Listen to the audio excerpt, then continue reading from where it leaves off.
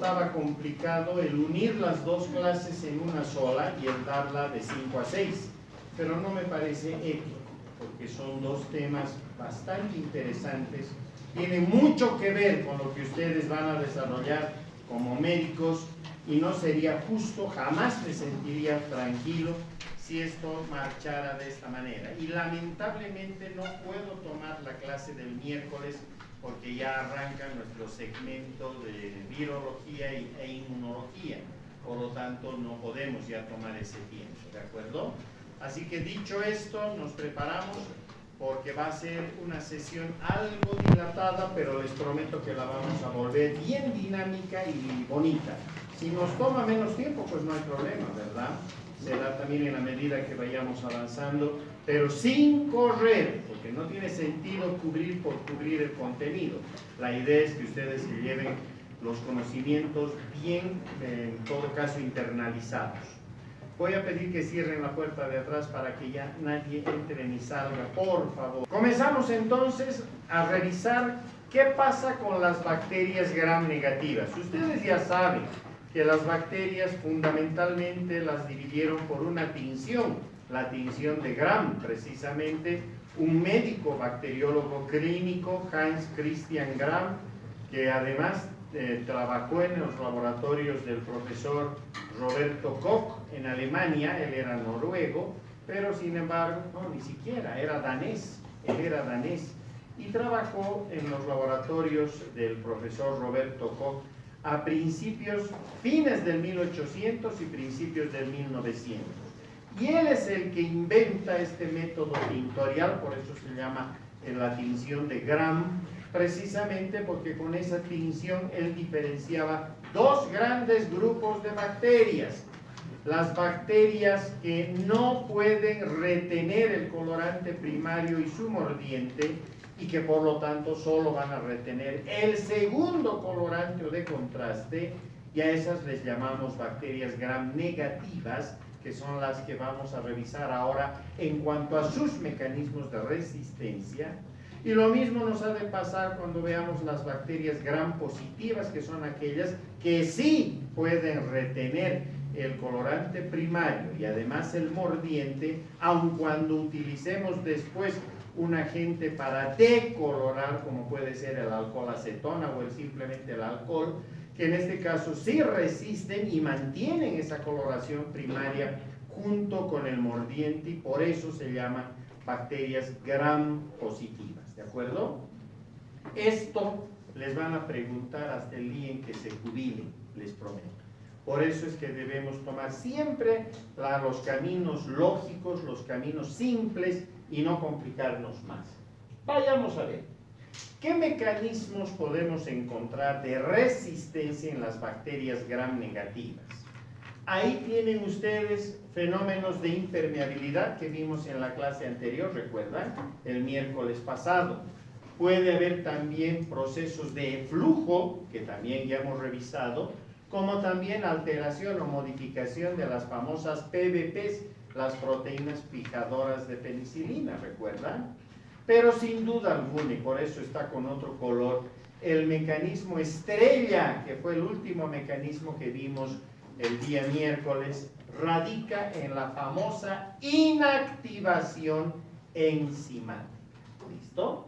Si nosotros entonces nos quedamos con el mecanismo de la inactivación enzimática, automáticamente estamos hablando de beta-lactamasas. Automáticamente son las representantes por excelencia. Ahora, aquí hay un detalle interesante. Pregunta de parcial. ¿Por qué? Porque esta es la estructura de una bacteria gram negativa. ¿Cómo me doy cuenta que es gram negativa? Porque aquí está la parte externa de la bacteria y aquí está el citoplasma de la bacteria. Si yo miro la parte externa, esta es la membrana externa o exterior. Aquí están los lipopolisacáridos, aquí están los canales porínicos formados por lipoproteínas, y aquí está el espacio periplásmico, que es clave en las bacterias gram negativas. En este espacio periplásmico, aquí está el péptidoglicano o mureína. Y debajo de este está ya la membrana celular o citoplasmática y ya entramos al citoplasma de la bacteria, ¿verdad? Es una pared mucho más compleja que la que cualquier otra pared, típica de una bacteria gram negativa. ¿Pero por qué estamos mostrando esto? Porque estas bacterias tienen la capacidad, a veces de manera constitutiva, de manera basal, empezar a fabricar beta-lactamasas. Llamaríamos entonces, empiezan la expresión de beta-lactamasas. Y estas beta-lactamasas las guardan acá, en el espacio periplásmico. Ahí están guardadas.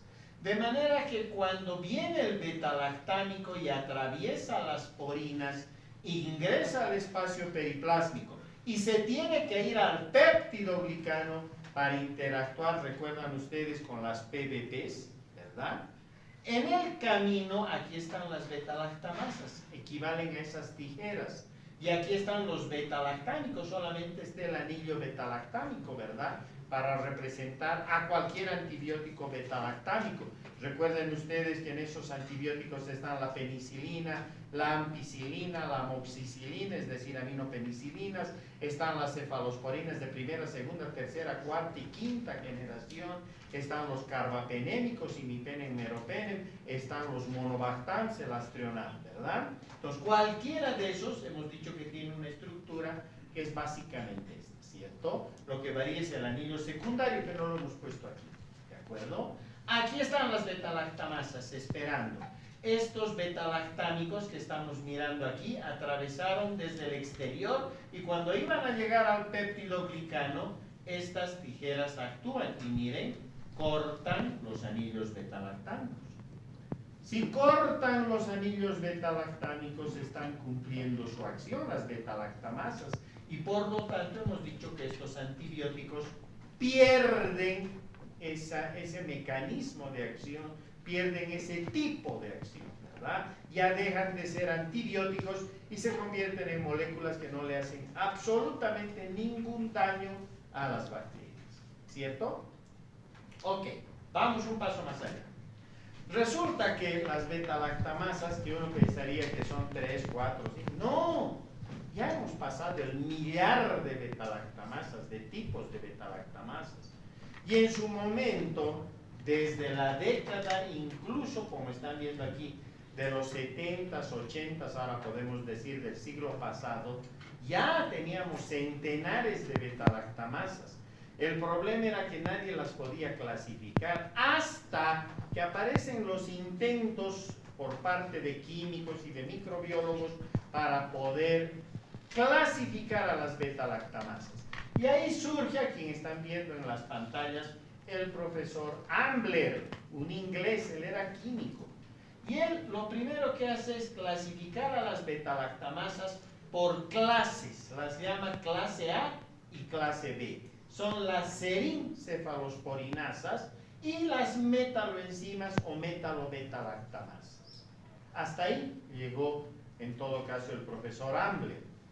Prácticamente casi en el mismo tiempo, miren, 1980, perdón, es el trabajo de Ambler, el 81, surgen Jauregg y Grundström, y estos dos investigadores añaden dos clases más, la clase C, que corresponde a cefalosporinasas cromosómicas, y las de clase D, que son las oxacilinasas.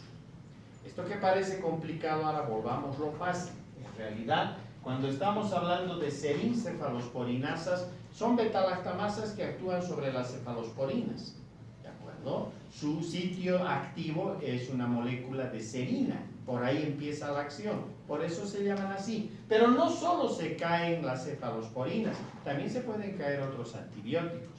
Las metalo-beta-lactamasas básicamente van a comprometer algunos carbapenémicos y también algunos antibióticos derivados de los bacillus, como también las cefalosporinasas cromosómicas, significa que son beta-lactamasas que tienen una acción básica sobre cefalosporinas, pero que su control genético no está en plásmidos, ¿verdad? Está en el cromosoma de la bacteria, por eso se llaman cromosómicas.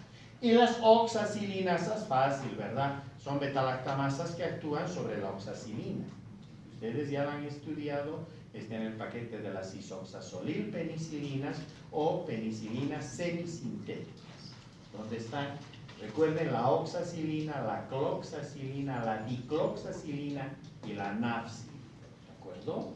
Pero lo interesante es que si bien Ambler propuso estas dos clases, clase A y clase B, y si bien Jauregui y Grundström terminaron de completar la clasificación con la clase C y la clase D, tristemente en el tiempo solo se quedó como la clasificación de Ambler.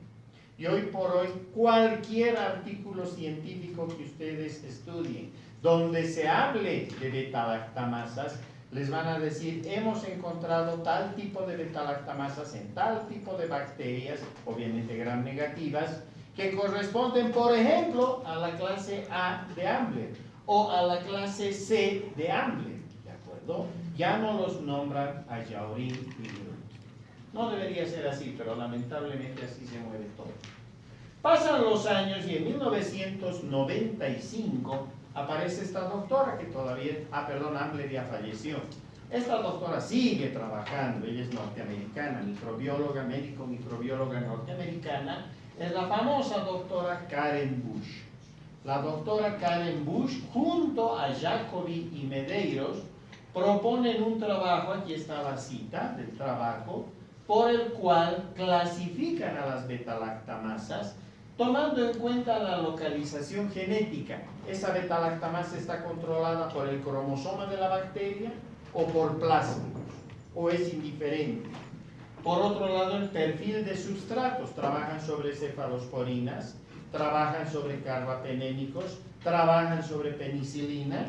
Sensibilidad a los inhibidores funcionan en todos los casos, son los famosos inhibidores de betalactamasa, que les llamamos los agentes ABC, o sea, agentes betalactámicos combinados, porque hemos dicho que ahí están, por ejemplo, la amoxicilina más el ácido clavulánico, la ampicilina más el sulbactam. Ahí el clavulánico, el sulbactam y en otros antibióticos el tazobactam lo que hacen es inhibir a las betalactamasas, es decir, cortan la acción de la betalactamasa y el antibiótico puede funcionar sin problemas. Pero hay algunas betalactamasas que evaden la acción de estos ABC, o si ustedes quieren, de estos inhibidores de betalactamasa. Ya veremos cuáles. El punto isoeléctrico de la betalactamasa y su masa molecular, donde aprovechan los conocimientos de Ambler. ¿De acuerdo? Esa ya es la parte laboratorial. Esta es una excelente clasificación, la de la doctora Bush, Jacobi y Medeiros, porque no solamente nos está mirando a la betalactamasa desde el punto de vista laboratorial, sino que la está dando además a conocer como localización genética, perfil de substratos que tiene importancia clínica, y ni qué decir si los ABC, los agentes betalactámicos combinados, o sea, los inhibidores de betalactamasa, funcionan o no. Y eso un médico tiene la obligación de saber, porque de lo contrario se va a equivocar y en lugar de dar un antibiótico que resuelva la situación, le va a dar un antibiótico al paciente que le va a complicar la situación y lo único que va a hacer es echarle gasolina al fuego y el paciente en 24 horas está en terapia intensiva. Y si estaba en terapia intensiva, en menos de 24 horas ya está 4 metros bajo tierra y obviamente sin la posibilidad de que lo hayamos salvado. ¿Se entiende? Así de grave es equivocarse con los antibióticos. ¿Listo? Pero pasó lo que pasó en el primer caso, es decir, pasó el tiempo y se quedó como la clasificación de Karen Bush. Hoy la conocemos como la clasificación KB o clasificación de Karen Bush. O sea que hoy por hoy manejamos dos clasificaciones, la de Ambler y la de Karen Bush. Van a encontrar que prácticamente todo el mundo habla de betalactamasas clasificadas por Karen Bush, pero en los artículos, como no están contrapuestas, podemos hablar de una betalactamasa que corresponde, vamos a suponer, a la clase A de Ambler y que sin embargo esté en el grupo número, vamos a suponer, 2 B de Karen Bush. ¿Se dan cuenta? O sea, no se contraponen, se complementan y por eso las manejamos así. Pero más van a escuchar desde el punto de vista de la clasificación de Karen Bush. Ahí está, esa es la clasificación. La de Ambler era en 4 clases, la de Karen Bush en todas estas. Aquí están los grupos, ¿de acuerdo? ¿Sobre qué antibióticos básicamente actúan? Los inhibidores actúan, no actúan. Hay otro tipo de inhibidores desde algunas de estas beta-lactamasas y algunos ejemplos de esas beta-lactamasas. ¿De acuerdo? La pregunta, ¿y todo esto me tengo que aprender? La respuesta es sí.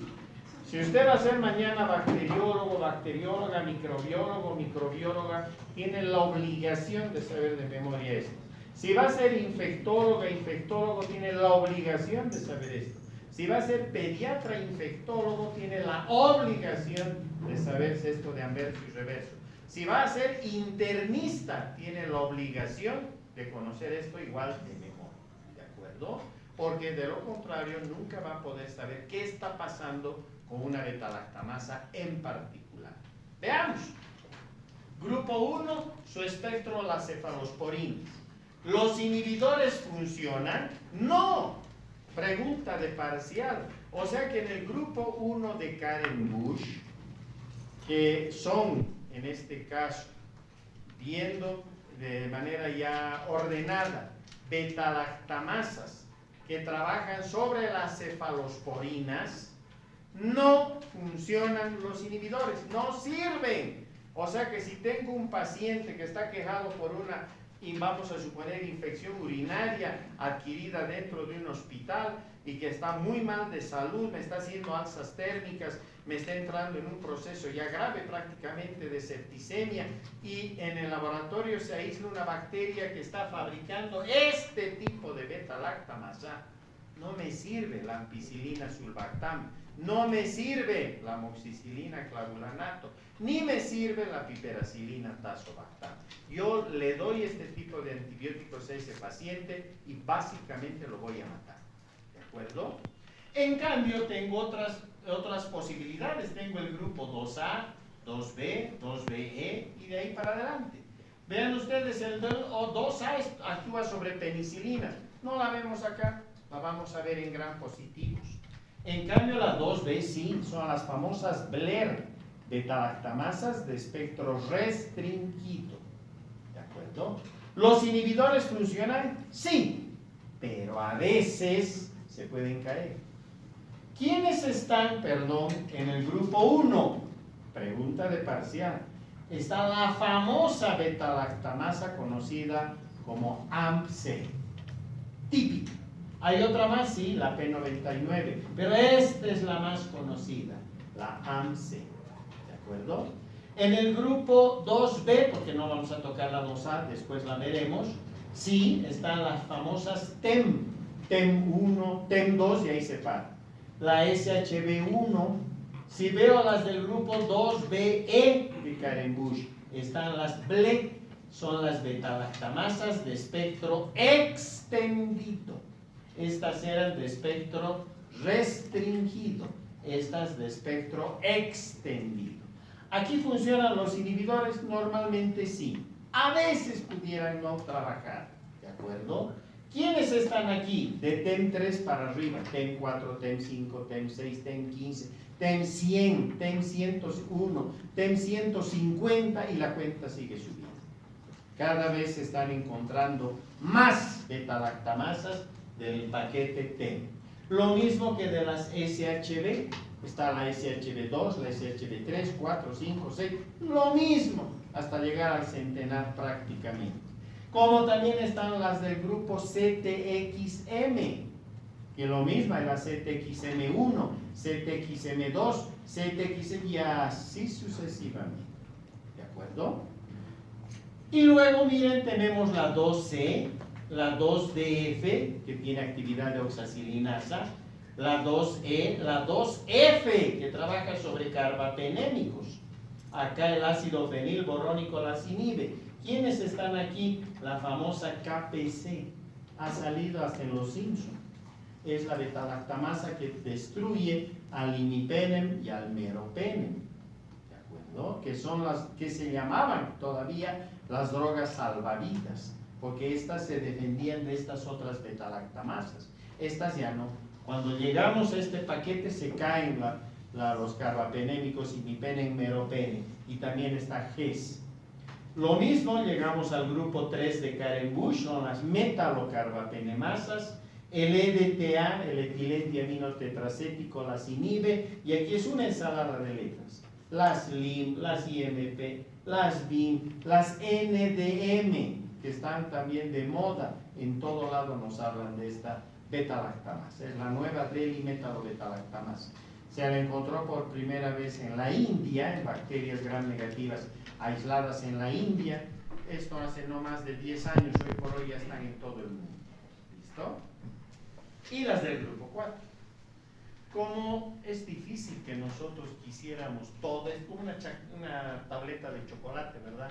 Si me como toda esta tableta me voy a indigestar. La partiremos, la dividiremos en pedazos. ¿Listo? Pero antes, ¿de dónde viene lo de TEM? Lo de TEM viene del nombre de una paciente. La paciente se llamaba Temoniera. Era una paciente griega en cuyo organismo en 1960 aíslan un enterobacterial que tenía la capacidad de expresar esta beta-lactamasa, a la cual la llaman TEM1, tomando las tres primeras letras del nombre de la paciente. Como ella se llamaba Temoniera, toman las tres primeras letras T, E, M y se quedan como las TEM, y ahí nace la TEM1. Luego encuentran otra, la TEM2, diferente desde ya. Luego encuentran una tercera diferente, TEM3, y así sucesivamente. Las SHB son las sulfidrilovariables, por eso se llaman SHB. Lo mismo se encontraron una que era sulfidrilovariable, le ponen de nombre SHB1, y luego encuentran una variante, la 2 y otra variante, la 3 y otra variante, la 4, y así sucesivamente. Y las del grupo ZXM, que son tan comunes en el cono sur, Argentina, Chile, Bolivia, Perú, Paraguay, Uruguay, tenemos básicamente beta-lactamasas del paquete TEM, SHB y, cómo no, ZXM. ZXM es casi como una especie de signo distintivo del cono sur en cuanto a beta-lactamasas. ¿Listo? ¿Por qué ZX? Porque actúan básicamente sobre la cefotaxima. Son cefotaximasas. Eso no inhibe que actúen sobre otros beta-lactámicos también, pero su primer blanco, su blanco inicial, si ustedes quieren, o primario, está representado por la cefotaxima, cefalosporina de tercera generación, como seguramente ustedes recuerdan. Y ahí está, partimos la tableta de chocolate. La hemos dividido en estas tres porque las consideramos estas como las más importantes. Son las que todos los días nos encontramos en nuestro laboratorio, encontramos en todo lado, están en pacientes, obviamente en sus bacterias que les están causando infecciones, y luego vamos a ver otras más que tienen mucho peligro hoy por hoy. Grupo 1, me salté el grupo 2A, que vamos a ver en gram positivas, ¿cierto? Entonces, grupo 1, otra vez, trabajan sobre cefalosporinas, o sea, son cefalosporinasas, ¿verdad? Porque son enzimas, son beta-lactamasas, que son enzimas que trabajan sobre las cefalosporinas. Las van a cortar en cuanto a su acción antibiótica. No sirven los inhibidores y AMC es su representante, ¿cierto? El grupo 2B, las BLER, que ya sabemos, y las 2BE, que son las BLER. Esto me tengo que aprender de este pedazo, de memoria. ¿Listo? No me puedo olvidar porque me van a preguntar en microbiología. El doctor Trigoso va a hacer las preguntas. Fija que va a preguntar esto, sí. En el final les voy a preguntar, sí. Cuando vayan a dar el examen al internado, yo hago también parte de las preguntas. Otra vez les voy a preguntar. Y cuando vayan a la residencia, yo también hago la pregunta. Otra vez voy a volver a preguntar. ¿Listo? Porque sí o sí lo tienen que conocer.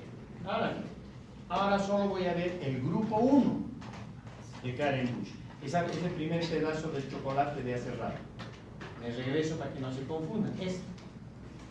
Ahora solo vamos a ver el grupo 1. En primer lugar, si yo veo el grupo 1, hay dos posibilidades en el grupo 1.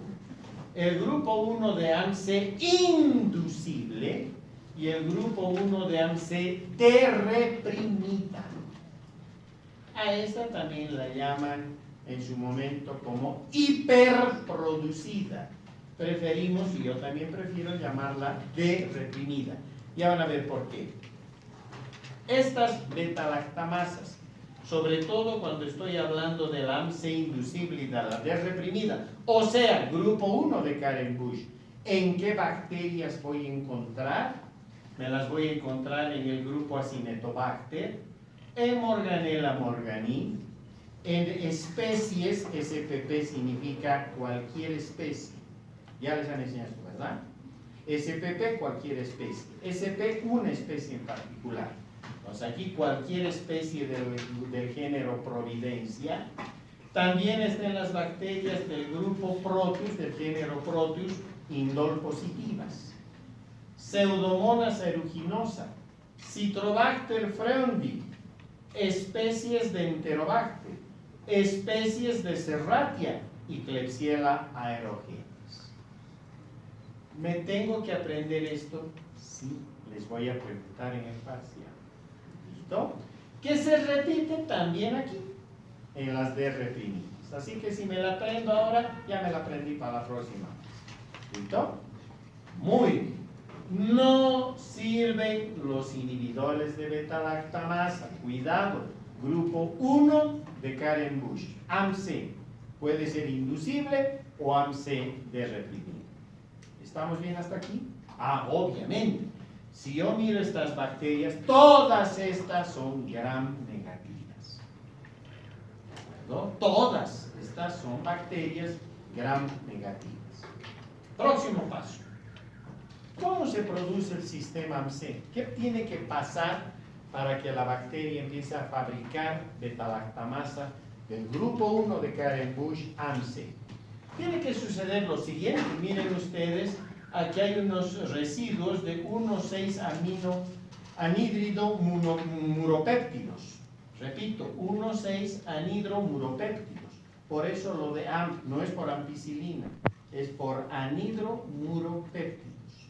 Estos anhidromuropéptidos lo que hacen es pasar desde el exterior. Son moléculas que vienen de la destrucción de la pared de la propia bacteria, de su péptido glicano. Como es una pared que se está continuamente remozando, hay segmentos que envejecen y se tienden, en este caso, a autolizar. ¿De acuerdo? Esos pedacitos son los 1,6 anhidromuropéptidos. Estos pedacitos atraviesan por la porina AMG y se van hasta el sistema genético de la bacteria. En el sistema genético, mire cómo pasa. Estos 1,6 anhidromuropéptidos se pegan al represor de todo el operón para AMC. Y cuando se pegan a este, como es un activador transcripcional, AMR manda la señal para que inmediatamente se active la secuencia genética AMC. Ahora lo voy a explicar, me facilito. Mi bacteria, de las que hemos visto, Acinetobacter, Klebsiella aerogenes, Proteus indol positivo, etc., tienen ya en su sistema genético un operón que está representado por el sistema AMC. Ya están los genes ahí para la producción de esta beta-lactamasa. ¿Qué tiene que pasar para que esos genes manden la señal para que eventualmente se empiece a transcribir a un RNA mensajero, ese RNA mensajero llegue a los ribosomas y pueda traducir las enzimas del tipo AMC? Lo que tiene que pasar es que pedazos de pared, que son los 1,6 anhidromuropéptidos, tienen que atravesar por el sistema de porinas de la pared de la bacteria gram negativa, llegan hasta AMR, se pegan a AMR, activan al sistema AMR, que es un activador transcripcional, o sea, lo que va a provocar es que se transcriba del DNA al RNA. Y si el RNA mensajero lleva la información al ribosoma, el ribosoma va a fabricar la beta-lactamasa AMC. Por eso aquí está fabricándose ya la beta-lactamasa de corte AMC. ¿Listo? Si se fabrica la beta-lactamasa de tipo AMC, aquí está, entonces lo que yo voy a ver en la caja Petri es lo siguiente. Esto solo como información, no les voy a preguntar esto, solo para que vean qué es lo que nosotros observamos en la caja Petri. Miren, acá se ha puesto, por ejemplo, al inhibidor, el amoxiclavulánico. Aquí está el disquito. ¿Recuerdan el antibiograma? Siempre vamos en la caja Petri, ¿cierto? Le ponemos el disquito de amoxiclavulánico y aquí le pongo una cefalosporina de tercera generación. Por ejemplo, cefotaxima, o ceftazidima, o ceftriaxona. ¿De acuerdo? Por ejemplo. Y miren, cuando saco la cajita a las 24 horas, miren lo que ha pasado con el halo de inhibición. Es grande, pero miren acá, el segmento que mira al amoxiclavulánico. ¿Ven ustedes lo que se ha aplanado? ¿Se acható? ¿Sí o no? Perdón, me voy a dar un pasito atrás. Está formando una letra prácticamente D mayúscula, ¿cierto? Entonces, cuando yo miro esto en mi caja Petri, digo, ¡ah! Aquí está produciéndose una AMC inducible. ¿Por qué?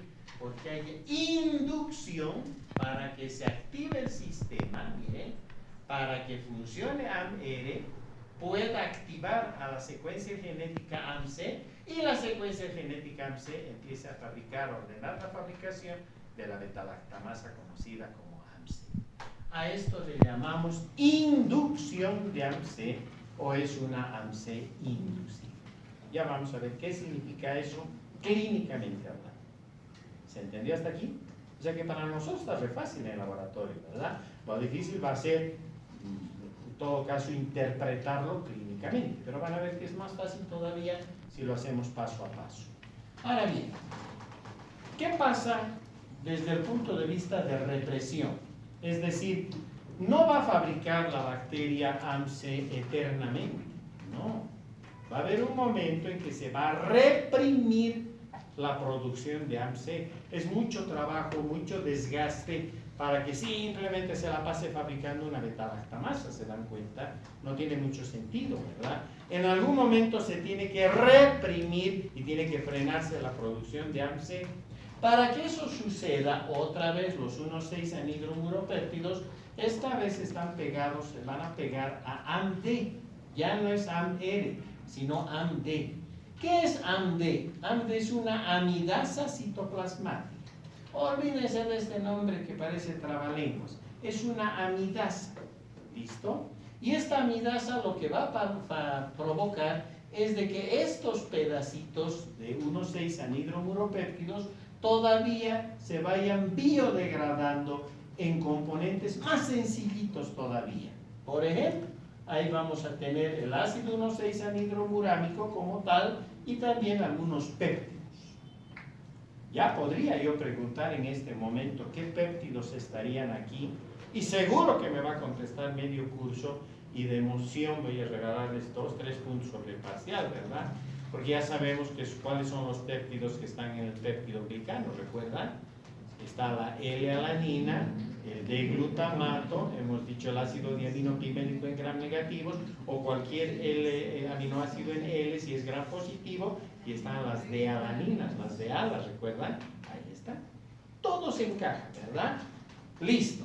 ¿Qué van a hacer estos? Miren, estos péptidos también, tripéptidos, van a engancharse y finalmente van a ir a formar parte de una nueva molécula de la UDP lauridin difosfato, N-acetilmuramil pentapéptido, o sea, el bloquecito de ladrillo para ir a formar otra vez el péptido glicano. ¿Listo? Nada más. Y este a su vez lo que va a hacer, por la formación de estos pedazos de pared, van a anular o bloquear la acción de AMR. ¿Qué hacía AMR? Era el activador transcripcional, vimos en la lámina anterior, de AMC, ¿sí o no? En otras palabras, el activador transcripcional es AMR. Cuando AMR, en este caso, se bloquea por todo este juego genético, ahora sí, se bloquea nuestro activador transcripcional. ¿Qué va a suceder en ese caso? Que automáticamente se pone en marcha mayor cantidad de fabricación de AMC. ¿no es cierto? Ya le hemos cerrado el paso, en todo caso, a la posibilidad de la transcripción, ¿cierto? Por lo tanto, con el juego de AME sobre el operón AMDE, lo único que va a hacer es continuar la producción de AMC.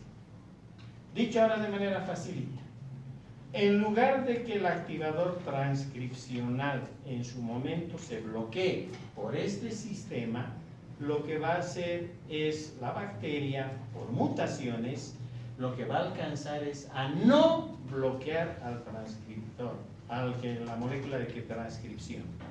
Si no la bloquea, no se va a reprimir. Y si no se va a reprimir, ¿qué le puedo llamar a eso? De represión. Por eso es que no le digo hiperproducción, le digo de represión. ¿Por qué? Porque el activador, que debería en su momento bloquearse y ya no fabricar más AMC, en este caso sigue fabricando por una de-represión y automáticamente aumenta la cantidad de AMC. A ese le seguiría entonces el hecho de convertirse en una AMC de-reprimida. ¿Se entendió? Bueno. Y eso es entonces lo que vemos. Clínicamente, ¿qué voy a mirar? Que mi bacteria es resistente, obviamente, a los ABC. Hemos dicho, no sirven los inhibidores. Se caen las cefalosporinas de primera, de segunda generación y también las cefamicinas, la cefoxitina. Pero miren, aquí en color amarillo están las cefalosporinas de tercera generación. Porque aquí están las cefalosporinas, cefotaxima, ceftazidima, ceftriaxona. Miren, los halos son enormes. En otras palabras, deberían funcionar, pero hemos visto que se achatan cuando miran al inhibidor. Miren cómo se aplanan. Se puede dibujar un cuadrado, ¿sí o no? Por lo tanto, algún momento puede suceder un fenómeno raro aquí, que no es tan raro, entre otras cosas, que si era solo inducible, ¿qué tal si AMR, que es el activador que debería reprimirse, no se reprime? ¿Qué pasa si se reprime? Hemos dicho que ahí el peligro sería enorme, porque entonces la bacteria empieza otra vez a fabricar grandes cantidades de AMC, se suelta el freno de mano para esto, y ahora sí la bacteria se vuelve loca y empieza a fabricar grandes cantidades de AMC, por eso le llamamos AMC de-reprimida, ¿cierto? Por lo tanto, como puede haber este problema, y yo no me voy a dar cuenta, porque no tengo ojos de microscopio, no tengo mis lentes moleculares para mirar la infección del paciente y decir, mira, la bandita se está desreprimiendo. No puedo, ¿verdad? Eso es genético, ¿se dan cuenta? Tengo que cuidar al paciente. Por lo tanto, aquí sirve, piensa mal y acertarás. Tengo que pensar que en cualquier momento estas bacterias pueden de-reprimirse. Y si se de-reprime, listo, no me sirven las cefalosporinas de tercera, se caen. Por eso es que no las informo o las pongo como resistentes, pese a que tienen este halo de sensibilidad, pese a que teóricamente sí deberían funcionar, pero eso sí es que es inducible.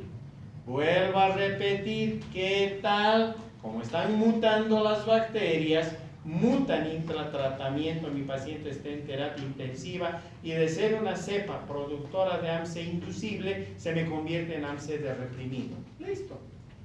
Imagínense darle cefotaxima a ese paciente.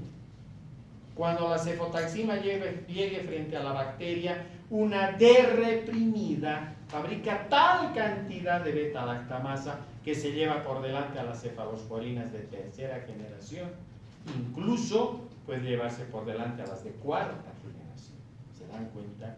Por eso es que están en color amarillo. Porque puede ser que el in vitro, en la caja Petri, me muestre insensibilidad. Pero ya con el paciente, una vez más, piensa mal y acertarás. Tengo que prever que no se repriman las cefalosporinas de tercera generación y por lo tanto prefiero pasarla como resistente. ¿Se entendió? Así que no me sirven todas estas, ni tampoco el Aztreonam, tampoco me sirve el Monobactam. ¿Quiénes se quedan de pie en un AMC inducible? Pregunta de parcial. se quedan de pie las cefalosporinas de cuarta generación, si es que es inducible, una vez más, como también los carbapenémicos, imipenem, meropenem. O sea que me dice el doctor, en la cepa o en la muestra que nos ha mandado, vamos a suponer, de vía urinaria, examen de orina, cultivo y antibiograma, del paciente que está en terapia intensiva ya 10 días, hemos aislado una Klebsiella aerogenes y es productora de una betalactamasa del grupo 1 de Karen-Busch inducible. No necesitan darme más explicación. Grupo 1 inducible. Listo, es AMC. Tiene que ser AMC. 2, si es inducible, se han caído todo lo que es aminopenicilina, Sampiamoxi no sirve. Se han caído los ABC, obviamente, no me sirve ningún inhibidor. Me dice en ese rato, sí, pero mire, tenemos harta piperacilina, tazobactam, eso le daremos. No, es echarle gasolina al fuego. No me sirven las cefalosporinas de primera, segunda, tercera generación, pese a que teóricamente deberían funcionar. Y de hecho funcionarían in vitro. Pero vuelvo a repetir, in vivo se puede desreprimir, y si se desreprime, adiós la cefalosporina de tercera. Entonces digo, si es un AMC inducible, tengo dos caminos. En betalactámicos, no tengo más. Tengo que utilizar o cefalosporinas de cuarta generación, cefepime, cefpirome, o tengo que utilizar carbapenémicos, imipenem, meropenem. Lógicamente estamos en Bolivia solo hay cefepime y cefpirome como cefalosporinas de cuarta generación, y en carbapenémicos tenemos imipenem y meropenem. ¿De acuerdo? Entonces yo voy a decir, vámonos por el imipenem, o vámonos por el cefepime, o vamos por el cefpirome, y sé que todo va a salir bien. ¿De acuerdo? Porque obviamente eso es lo que está mandando lo que es el estudio de sensibilidad y resistencia de esa bacteria. Pero ¿qué tal si me encuentro con esto? Estas son imágenes todas obtenidas en mi laboratorio. Vean ustedes cómo todo tiene 6 milímetros. Recuerda, no partimos de 0, de 6, porque estos disquitos tienen 6 milímetros de diámetro. Levanto el disco y debajo no hay nada, no hay desarrollo, ¿verdad? Por eso que empiezo de 6. ¿Listo? Miren, 6 milímetros, 6, 6, 6, 6, 6. Todo está cerrado, excepto los carbapenémicos. Que si yo mido el diametraje está por arriba de 22. Por lo tanto, digo, ya no hay el achatamiento, ¿verdad? Ya no he visto el achatamiento. Aquí estoy mirando todo cerrado, 6 milímetros, a lo cerrado. Por lo tanto, por demás, ya no tengo ni que medir, ¿no? ¿Qué voy a medir, verdad? Lo único es que está con seguridad por arriba de 22. Y entonces digo, este es una AMC derreprimida. Esta sí se derreprimió ya. Y si se desreprime, aquí está, otra vez se me cae todo, pero además anticipo fracaso terapéutico con cefalosporinas de cuarta generación. Recuerda que en inducible podía utilizar cefepime, cefpirome, cuarta generación, aquí ya no. Si es una derrepresión, una derreprimida, ya no puede utilizar cefalosporinas de cuarta generación. En el informe le vamos a poner o resistente, o le vamos a poner, ni siquiera vamos a correr y el disco, pero abajo en el comentario le vamos a poner, se anticipa fracaso terapéutico con el uso de cefalosporinas de cuarta generación por la derrepresión de AMC. Si no me ponen eso en el comentario, pocos laboratorios lo hacemos, seguramente cuando lea el infectólogo, el pediatra infectólogo dirá AMC de reprimida, listo, aquí solo tengo un camino, carbapenem, o sea, imipenem o meropenem. ¿Se entendió? Perfecto, o sea que hasta aquí tengo AMC inducible, tengo AMC de reprimido. En AMC inducible se cae todo, betalactámicos, se caen todos los betalactámicos excepto cefalosporinas de cuarta generación y carbapenémicos. En la desreprimida también se cae la cuarta generación y solo me quedan los carbapenémicos. ¿Listo? Ya está. Vamos. Todo era hermoso hasta que aparecieron las plasmíticas. Porque las anteriores, ¿se acuerdan? Eran cefalosporinasas cromosómicas. Estaban en el cromosoma la secuencia genética. Hemos dicho AMC, ¿sí o no? Pero como todo en la vida se va a complicar, por suerte, eso lo hace bonito todo, entonces un buen día aparecen las famosas AMC plasmídicas. Listo.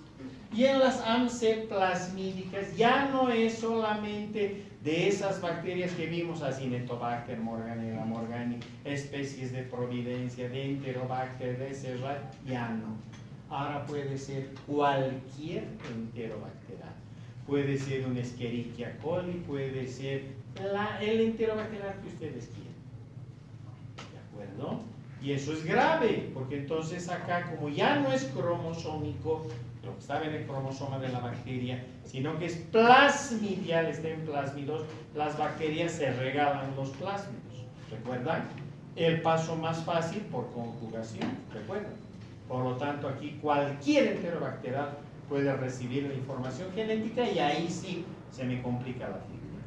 Si eso sucediera, otra vez, tengo que mirar y pensar que se comporta como si fuese una AMC T reprimida, igualito, donde la única posibilidad de variación es el astrional.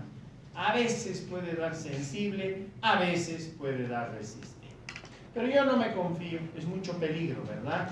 En una AMC plasmídica igual, solamente me quedarían libres los carbapenémicos. Y mi pene menos. ¿Se entendió? Perfecto, esto era lo más difícil. Ahora viene lo facilito. Las Blair. Las Blair corresponden al grupo 2B de Karen-Busch, ya salimos del grupo 1. En este caso es muy sencillo. Las Blair, ojalá toda la resistencia fuese así. ¿Por qué? Porque miren, solo se caen las aminopenicilinas, ampicilina o amoxicilina, cualquiera de las dos son lo mismo desde el punto de vista de resistencia. Miren, 6 milímetros. También pueden caerse las cefalosporinas de primera generación, su halo es muy estrecho y mido, esto está por debajo de 15 milímetros, que es el margen desde cual parte la sensibilidad. Pero miren todo lo demás, recontra sensible. Los inhibidores funcionan, las cefalosporinas perfectas, el cefepime ni qué decir, no hay deformación de los halos, están redonditos, no se han achatado nada, ¿verdad? Yo miro esto y digo, es una Blair, qué lindo, es una Blair basal, porque en estas Blairs de tipo basal, básicamente se me están cayendo las aminopenicilinas y las cefalosporinas de primera generación como exceso. Y una Blair de alto nivel haría que se caiga también el inhibidor, por eso decíamos, funcionan sí, pero, ¿recuerdan en la tabla?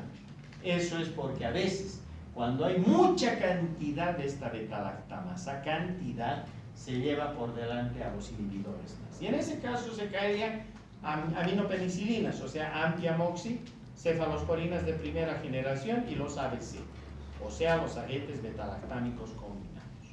Pero todo lo demás sirve. Cefalosporinas de segunda generación, de tercera generación, de cuarta generación, el astrionam sirve, los carbapenémicos, imipenem, meropenem, todo sirve. ¿De acuerdo? Así que las Blair son facilitas, ¿cierto? No hay mayor problema.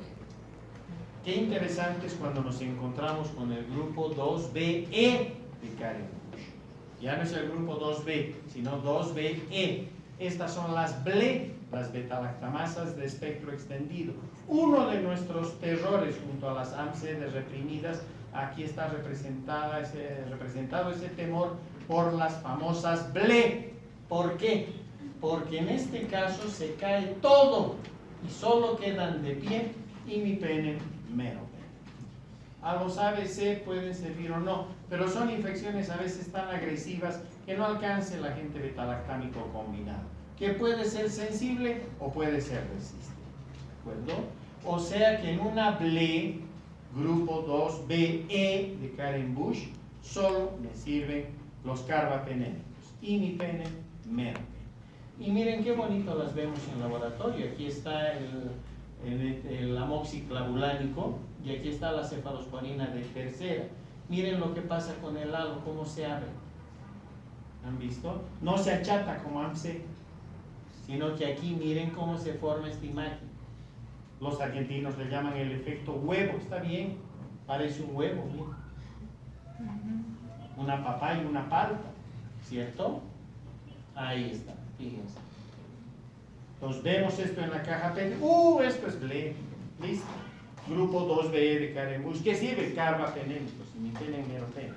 Ni me meto con los inhibidores, ¿verdad? ¿Para qué? ¿De acuerdo? Listo. Así que si revisamos ahora lo que hasta aquí hemos visto para que no se nos confundan las cosas, vamos a ver. AMSE. AMSE quema desde las aminopenicilinas hasta las cefalosporinas de tercera generación. Sirven las cefalosporinas de cuarta generación y los carbapenémicos, porque es AMSE inducible, ¿cierto? Pero si aparece la D reprimida y es otra cosa. Si es una D reprimida, se lleva por delante cefalosporinas de tercera generación e incluso cuarta generación, ¿cierto?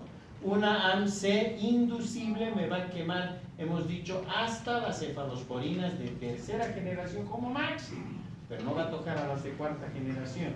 En cambio, una AMSE D reprimida va a llegar hasta las de cuarta generación. Siguen funcionando los carbapenémicos, imipenem, meropenem. ¿Listo? Una AMSE plasmídica se va a portar, hemos dicho, como si fuese básicamente una D reprimida.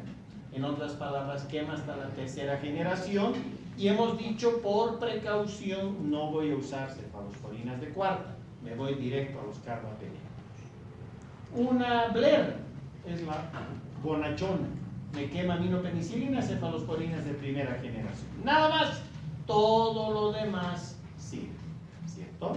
Y finalmente una BLE, esta me quema casi todo, excepto los carbapenémicos. ¿Se entendió? O sea, aquí hay un común denominador, los carbapenémicos, imipenem, meropenem. Por eso les llamaban los antibióticos salvavidas, porque cuando todo fallaba, obviamente las que iban a funcionar eran estas moléculas. Y de hecho, en nuestro país tenemos la circulación de betalactamasas del tipo BLE, por ejemplo. Sí, este es un trabajo que publicamos hace ya años atrás, donde demostramos precisamente la detección de la CTXM, desde ya en la genética de las betalactamasas, en Escherichia coli aislada en microbiota fecal, en niños saludables de Bolivia y Perú.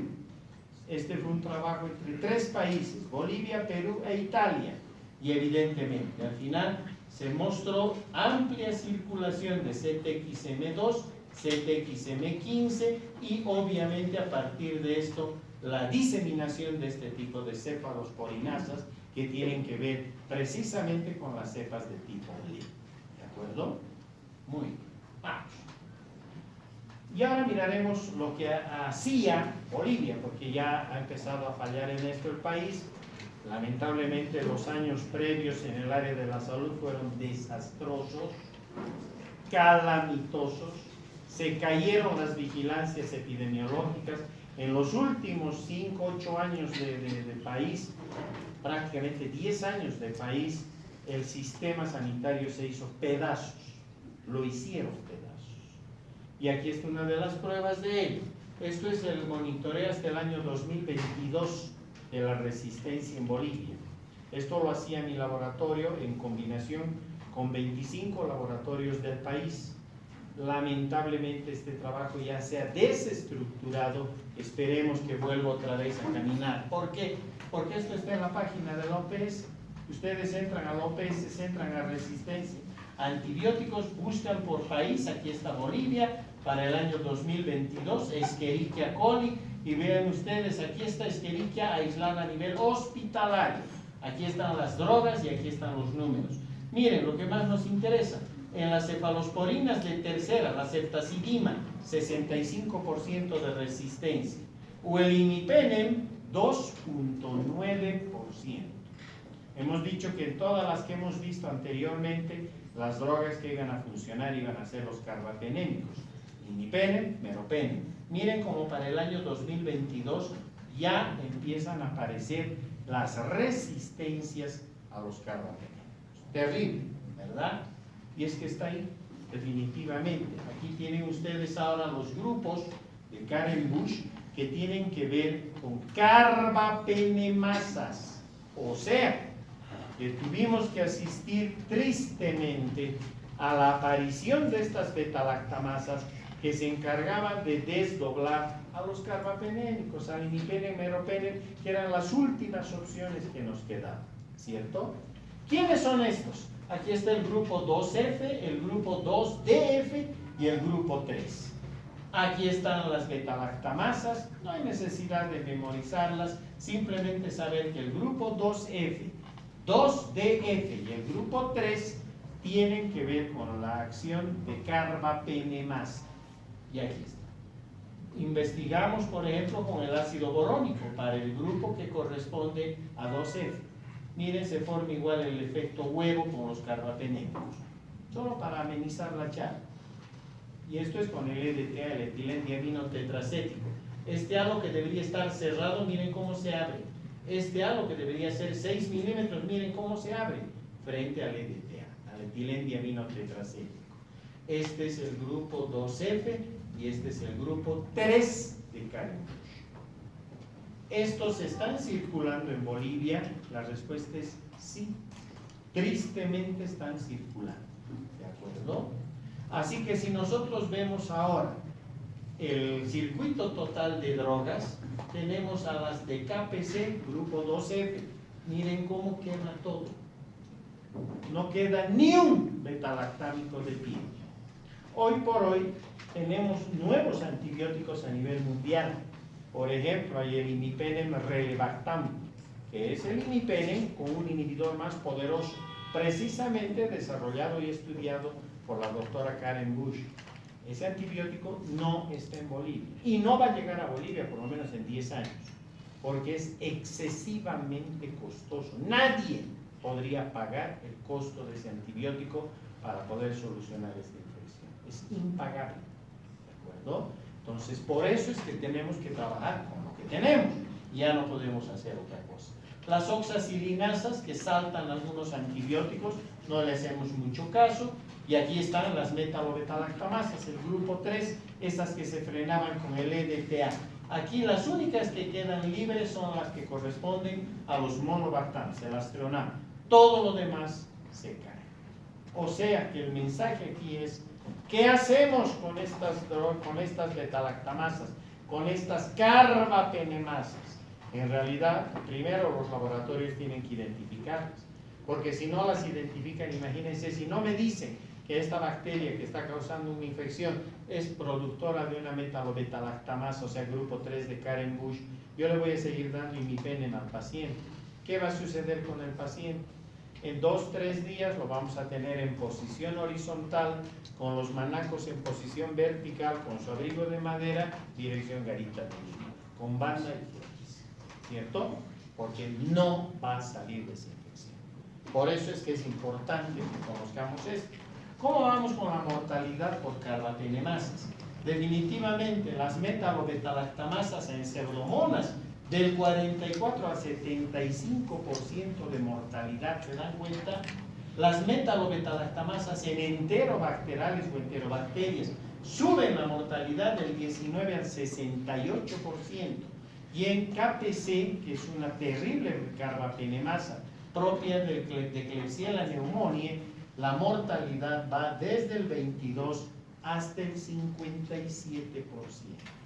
O sea, estas carbapenemasas nos levantan la mortalidad de una manera realmente impresionante. Una salida rápida es usar bien los antibióticos. Si uso bien los antibióticos, voy a evitar que las cepas avancen a resistencias extremas, ¿verdad? Lo contrario sería terriblemente peligroso. Y este es un afiche publicado por el CDC de Atlanta, que está de los Estados Unidos, donde ponen los peligros contra los cuales ya ellos, como norteamericanos, están peleando. Nosotros no tenemos todavía mucho más peligros que lo que ellos tienen. Aquí están las beta-lactamasas de espectro extendido, aquí están, desde 1983, y aquí está la resistencia al imipenem, a los carbapenémicos, por ejemplo, por KPC. que tenemos en Bolivia. ¿De acuerdo? O sea que esto no es un problema de los norteamericanos o de los europeos, es un problema global. Ya estamos metidos absolutamente todos. ¿Listo? Bien, esto era lo más difícil. Ahora ya viene lo fácil. Sí. Pregunta.